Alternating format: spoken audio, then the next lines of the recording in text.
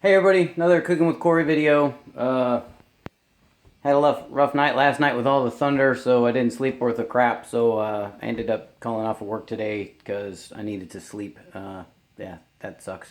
Anyways, so today what I'm gonna do is I'm gonna make you a mushroom quiche. And I'm gonna show you how to do this, and it's fairly quick. If you remember my pumpkin pie video, if you want to know how to make your own homemade crust, you can do that. It's really quick, fairly easy, but I didn't feel like making a crust and getting flour all over the kitchen, so I bought a crust. So you can do that. It's up to you. I prefer either way, but if I can hand make stuff, I try to hand make stuff.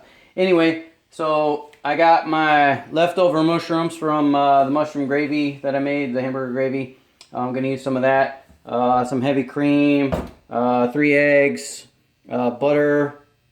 Coffee's not an ingredient, but coffee's my ingredient because I need coffee. And these are shallots. So I, being not, I usually just buy onions or scallions or whatever. So I didn't know what a shallot was. I wanted to know what it was, so I bought shallots. Shallots are expensive. They cost more than an onion, so not hip on all that. I got a tomato to put on top of the quiche because when I was a kid, my mom used to make quiche and she'd put a little tomato on top of it, so I like tomatoes. You don't have to do that. It's not part of the recipe. And then I had to comb through the Gucci Kroger's to find the special foofy cheese that they make. So this stuff is called... Oh, wait a minute. I wrote it. I had to write down how to say it because it is called... Okay, I wrote it down. Gruyère. Yeah, Gruyère. Looks like Gruyère. I don't know. It's got this kind of stuff right here. Gruyère. But look how much that is a pound. Can you see that? You see how much that is? Holy guacamole. No wonder people don't use this stuff. It costs a lot of money. So normally, Cooking with Cory would just go to Kroger and buy some shredded cheese and throw some shredded cheese in there. And if I was really feeling cheap, I would shred the cheese myself and I wouldn't even bother with this. But I felt like being, sexy and froofy, so I bought some really good, whatever this cheese is. Gruyère. Gruyère. Yeah, that's right. Okay. Those of you that know me know I say things wrong a lot just because.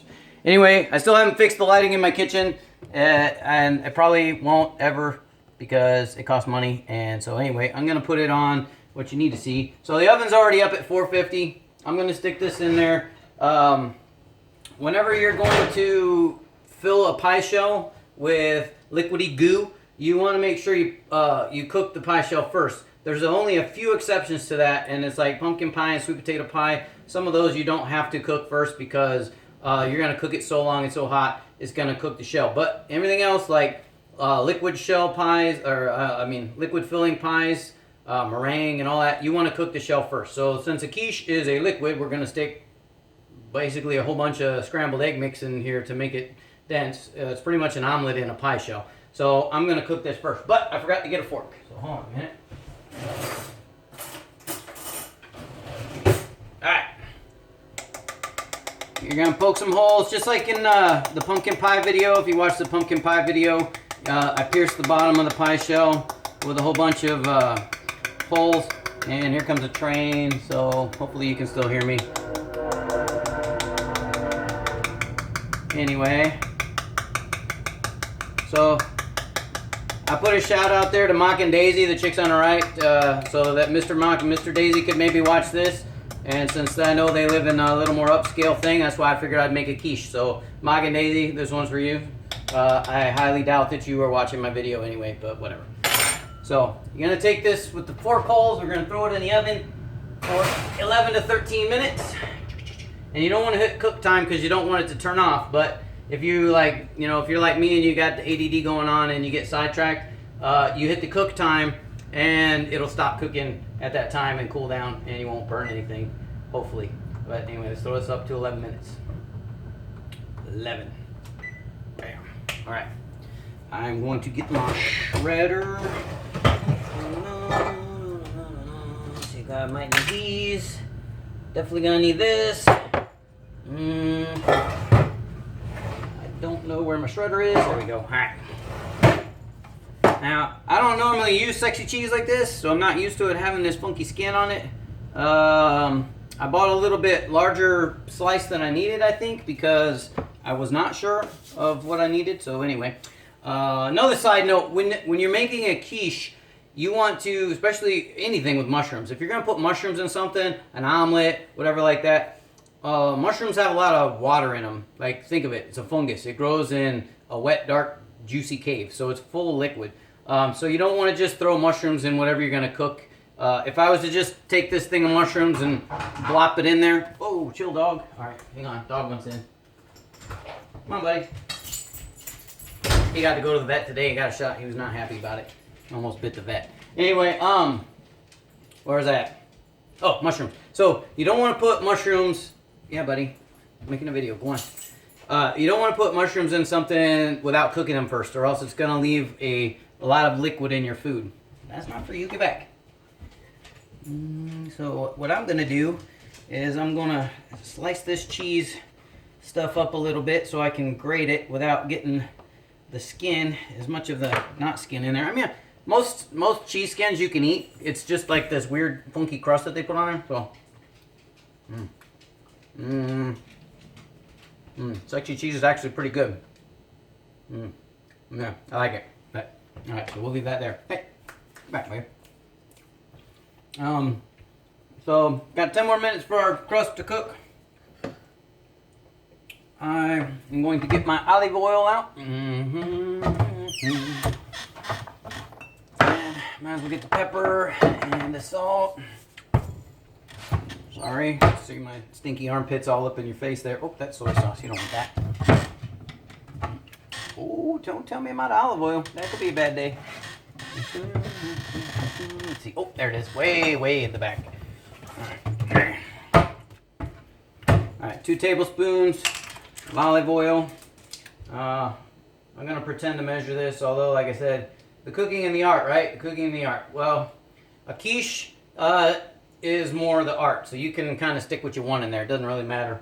Whereas if we were making if we were baking something like, you know, a cake or something like that that required you to be very exact, then you'd want to do that. All right, so I'm gonna let that oil hood up, because what's our rule, right? No, I know, cast iron, right? We're gonna use metal on the cast iron because we can use metal, but you don't ever cook in a cold pan, right? Okay, so bam, got my spatula, and I'm gonna use this whole, I don't know, this was 2 pounds of mushroom. Oh no, it was a pound, never mind.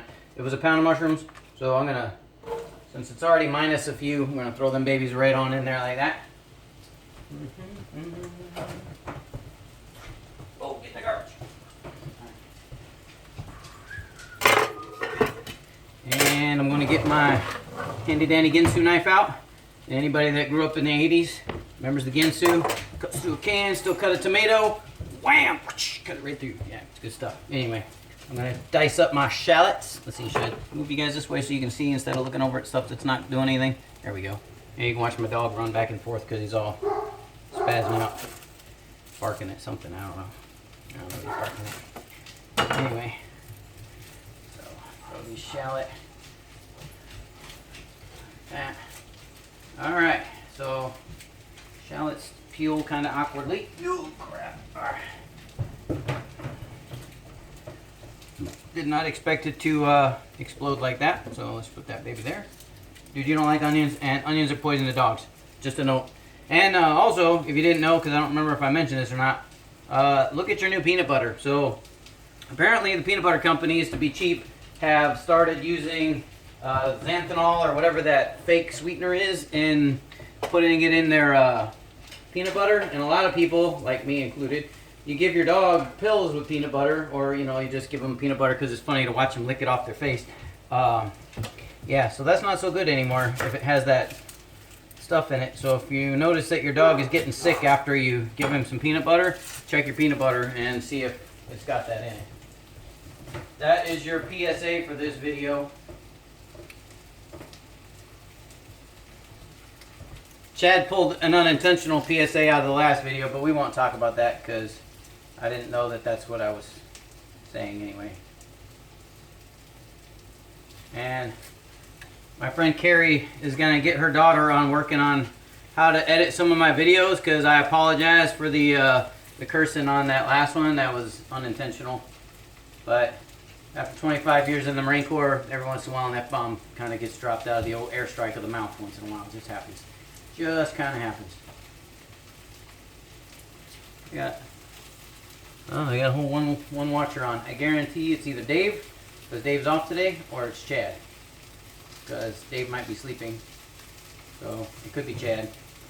Although, Jared would get butthurt if I didn't mention him. So it could be Jared too. Just saying. Man, shallots are a pain in the butt to cook with, man. I don't know if I like these things. They're a little high maintenance. Alright.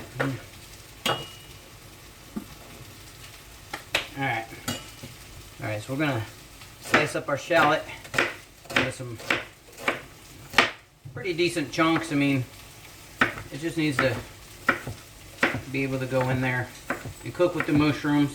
Because again, onions the same way. Onions have a lot of water in them too. Oh man, I can hear the mushrooms just going to town over there. We got about 5 minutes left on that pizza crust. Those of you who've never watched before, I try to make all my videos at least 20 minutes short. I say that knowing that some of them go a little bit over 20 minutes. And some of them that require like multiple steps are like several 20-minute videos spread out through the day when I'm making things that require multiple steps to do. Alright, so we're just going to whack all this all up here. Trying not to cut our fingers off, because losing your fingers is bad. Alright. Alright, so we got this. That looks like a lot more than a... The dude at the store told me that 2 would make 3/4 of a cup. Supposed to be 3/4 of a cup of shallots. I can tell you by looking at this that this is a heck of a lot more than 3/4 of a cup. Maybe after I dice it down, but that looks like about a cup of shallots to me. But you know what? They're smooth and they're mild, and I like onion flavor, so let's do this. All right, because these are good. No. I'm digging this sexy cheese. Now I see why it costs so much, though. All right.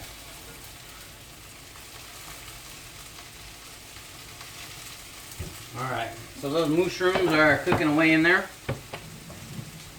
along with their friendly shallots. Let's turn you guys back over this way.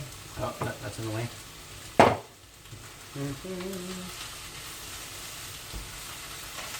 Oops.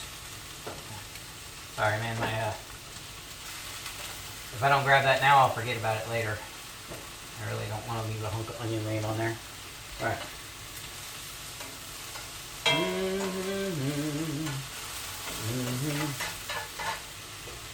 So, raise your hand if your mom made quiche for you when you were younger. My mom did. And also, because I had to buy 2 pie crusts, I normally only would make 1 if I was hand making this myself, because I only need 1 for this recipe. But what you can also do is make what's called hamburger pie, which is pretty much quiche with meat in it. So what I would do is I would grab, one of my pound of hamburger, pound of lamb, pound of deer burger, pound of whatever kind of burger, venison burger, Charles. Yes, I know it's venison.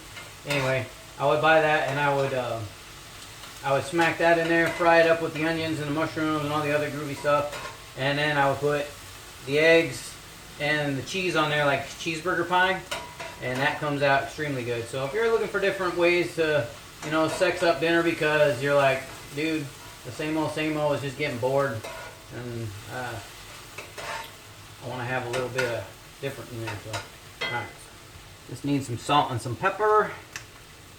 Pepper and salt to taste. I like pepper, so I'm gonna get all in there. Some sizzle. There we go.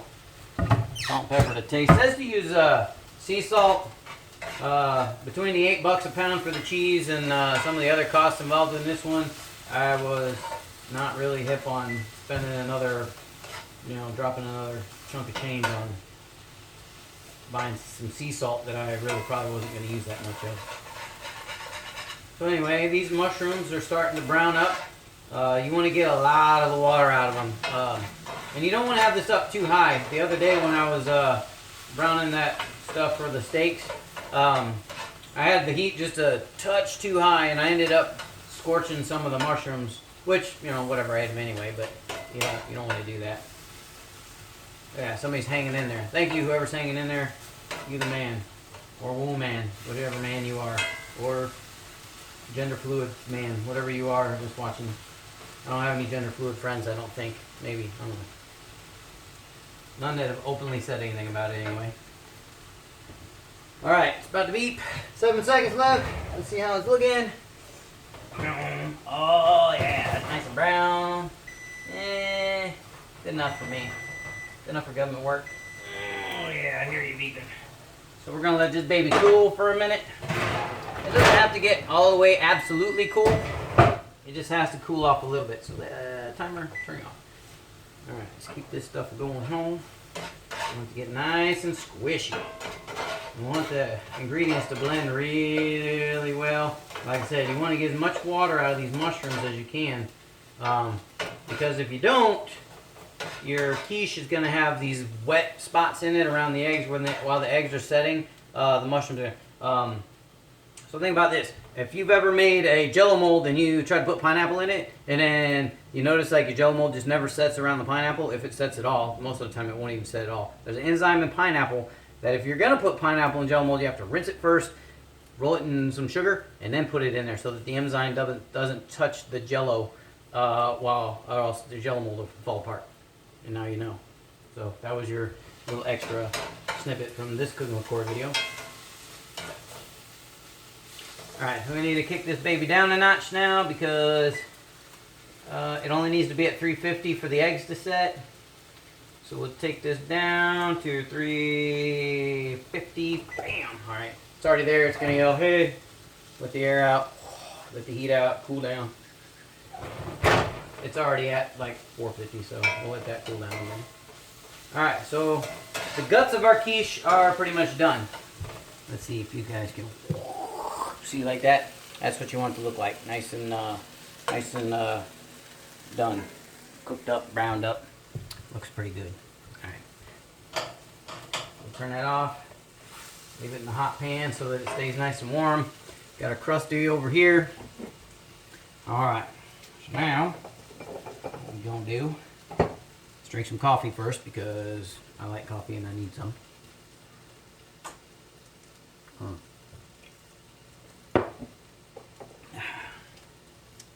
Right. Again, I like to work with glass. You don't have to. You can use metal. You can use plastic. You can use whatever. I still got somebody watching. Somebody's still on there. Look at that. Hey, man. Thanks for watching. Thanks for hanging in there. Okay, we'll do this out. Pow.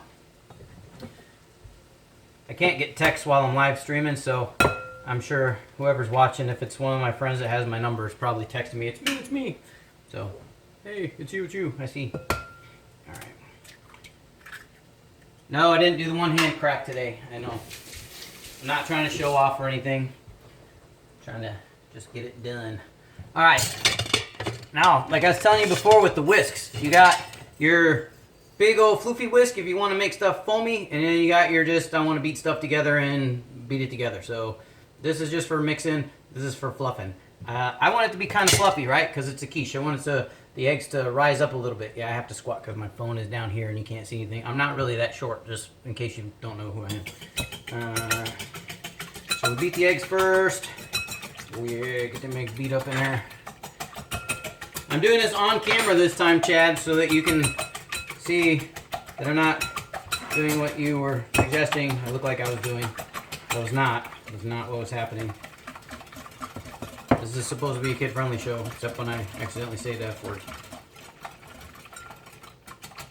Alright, so we got that. Now, half a cup of milk and half a cup of cream. Got our good old Kroger cream. And a half a cup. And let's see. Bam, that's a half a cup right there. Pow. And a cup. Oh, smack. The dog just knocked that over. Almost tripped and fell. Could have been a bad day. Alright. So obviously a half plus a half is a whole, so we will just top this all the way off to 1 full cup. Did I hear you be a bit of that smart comment? Oh, that's supposed to have the cold, Cory? Yeah. Alright, so we keep on whipping, whip over all this stuff. I did let the cream get to a room temperature and I let the eggs sit out to room temperature just because it's a little bit better to cook with them when they're at room temperature and they're not still like really, really cold. And now this is important, muy importante. You need a little bit of nutmeg in there, just a little bit, because it's gonna bring out that flavor of those mushrooms and those shallots. So just a tiny bit, tiny bit.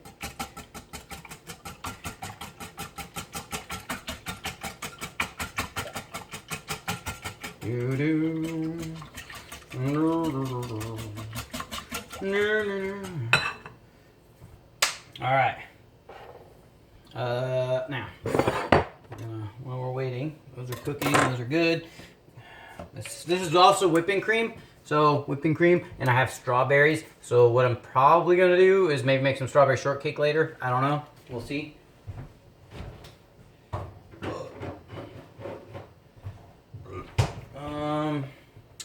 Where's my shredder at? Here we go. Oh, my bubble wand fell. Okay, need to fire up some more coffee. All right. It calls for this whole thing. So it says 6 ounces, which turns out to be like a cup and a half shredded. So I'm just gonna start shucking it here, shredding it all up. You can shred your cheese any way you want. With a quiche, it's nice to be, I think, anyway, to be smaller shredded pieces. Not necessary. And you can also, like I said, if we were being, you know, ghettofied, we would just go and we would get some plain old Kroger already been shredded American cheese, or Swiss, or whatever your thing is. Swiss doesn't usually melt too good though, so might want to avoid that. This Gruyère stuff is supposedly melts really good. It feels like a very hard cheese, to tell you the truth. I almost thought it was like a Parmesan. I can tell you it's very fragrant, and it's making my mouth water by smelling it, because it smells very yummy. But because I am not as cultured as maybe some of you watching this, I'm not used to such sexiness in my cheese. Alright. Alright. Reach in, clean the inside out, make sure we don't waste anything. Alright. Put that baby over here. Put those in there. Blah, blah, blah, blah, blah. Just like that. I'm going to save this though, because this is really good. Oh. Alright. Now, the reason I stopped using the whisk is because when you start putting the solids in there, it's going to get really thick, and it's all going to stick to the whisk. And right now, I don't need it to be sticking inside the whisk, and then I lose a whole bunch of my stuff. So, yeah, Dave, that was a little too hot for me to use my man hands on, and I knew I was going to be holding it for more than a few seconds. It's funny, Dave is amazed at the fact that I can grab like things that are on fire with my hands and usually hold them very well, but this time, not so much. Wow, I totally did that backwards, and all you saw was the butt of the pan. It was like some big rotund person stepping in front of you during the important part, but actually I'm just pouring, so yeah, whatever. Off camera, I was licking the spatula. Just saying, it was good. All right, I'm gonna turn this together here. Mixing the cheese, mixing the mushrooms, mixing the shallots.